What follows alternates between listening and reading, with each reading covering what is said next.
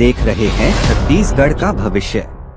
नमस्कार, जय जवाहर, जय छत्तीसगढ़। मैं हूं शैलेंद्र साहू, आप देख रहे हैं छत्तीसगढ़ की वॉइस।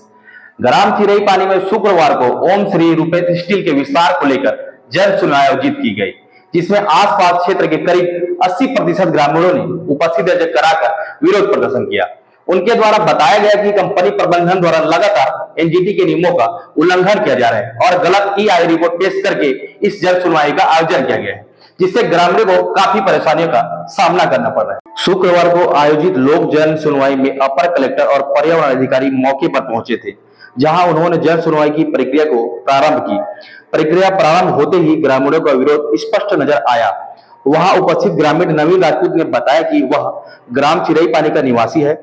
कंपनी के ठीक पीछे उसकी खेती करने वाली जमीन है और उसी जमीन से लगा प्राकृतिक तालाब भी है, जिस पर कंपनी मालिक द्वारा कब्जा कर लिया गया है और आने जाने वाले रास्ते पर टीन लगाकर घेराबंदी कर दी गई है, जिससे वह खेती कर पाने में असमर्थ है।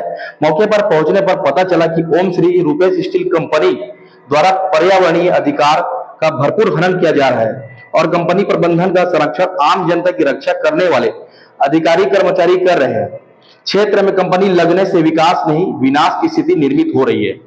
जल जंगल जमीन का सर्वनाश हो रहा है। प्रधानमंत्री ग्राम सड़क योजना का उपयोग ग्रामीण नहीं कर पा रहे हैं, बल्कि इसका उपयोग कंपनी के भारी वाहन कर रहे हैं। कंपनी के प्रदूषण से लगातार पेड़ पौधे, मनुष्य और जानवरों की आयु घटती जा रही है। कंपनी की जन सुनवाई का विरोध करने पहुंचे ग्राम लाखा निवासी सरोज गुप्ता ने बताया कि आसपास के सभी ग्रामवासी कंपनी विस्तार से चिंतित है, इसलिए इस जन सुनवाई का विरोध किया जा रहा है।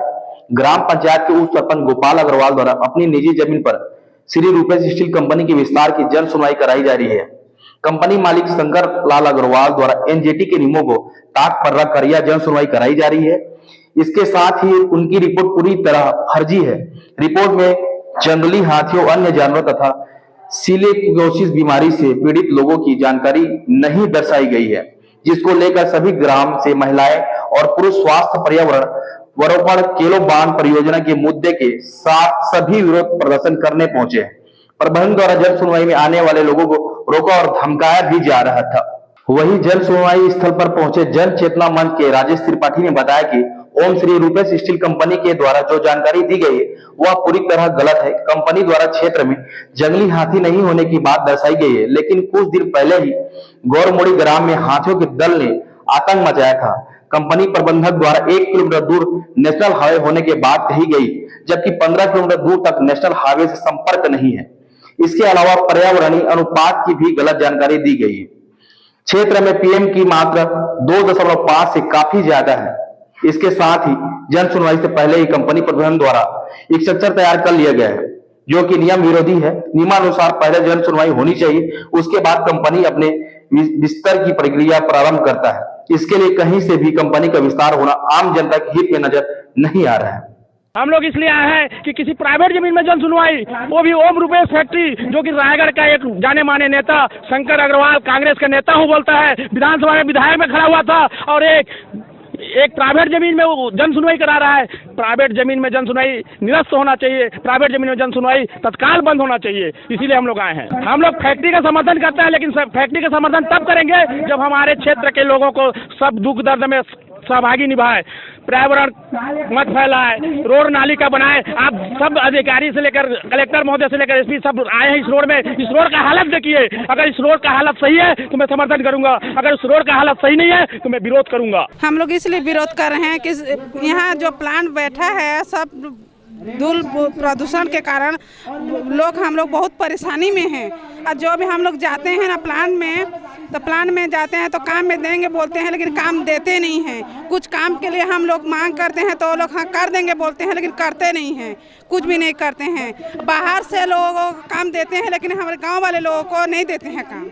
सब झेलनी पड़ रही है, घर में रह नहीं पा रहे हैं, बर्तन धो के रख रहे हैं लेकिन बर्तन में खा नहीं पा रहे हैं, बर्तन में इतना धूल डस्ट जम जा रहा है। जैसा कि आप सब जानते हैं कि रायगढ़ जिले में पर्यावरण प्रदूषण अपने चरम सीमा को लांघ गया है और एक तरफ एनजीटी ने कह दिया कि जब तक फिर से यहाँ पर उसका सर्वे ना हो जाए पर्यावरण का, तब तक ना यहाँ पर ना कोई उद्योग लगाए जाएंगे और ना ही कोई उद्योग का विस्तार किया जाएगा। उसके बावजूद भी पर्यावरण मंत्रालय के द्वारा और यहाँ जिला स्थानीय प्रशासन के द्वारा यह जन सुनवाई करा जा रहा है ये गैर कानूनी है।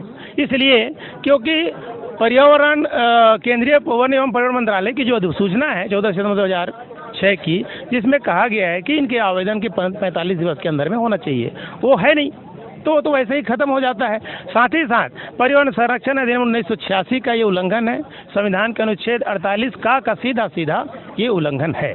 और आप सब जानते हैं, और ये किसी से छुपा हुआ नहीं है कि यहाँ ये क्षेत्र जहाँ पर ये उद्योग विस्तार किए जा रहे हैं और जिनका ये विस्तार करने के लिए पर्यावरण जन सुनवाई आज आयोजित की गई है, ये क्षेत्र कितना प्रदूषित हो चुका है।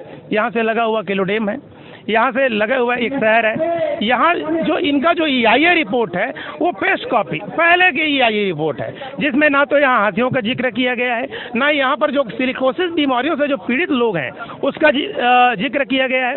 सीधा ये कहें कि इनका EIA रिपोर्ट ही फर्जी है, और एक फर्जी EIA रिपोर्ट के आधार पर प्रशासन के द्वारा यह जन सुनवाई कराया जाना गैर संवैधानिक है, गैर कानूनी है। और इसलिए हम क्षेत्रवासी इस जन सुनवाई के विरोध में यहाँ पर आज हम यहाँ पर आए हैं। अभी 1 घंटे से हम यहाँ जन सुनवाई के जो गेट है यहाँ पर हम बैठे हैं।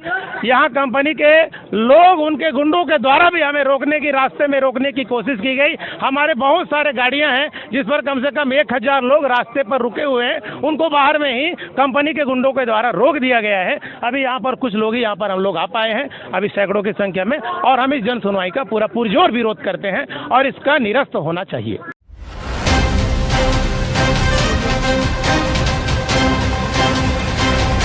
आप देख रहे हैं छत्तीसगढ़ का भविष्य।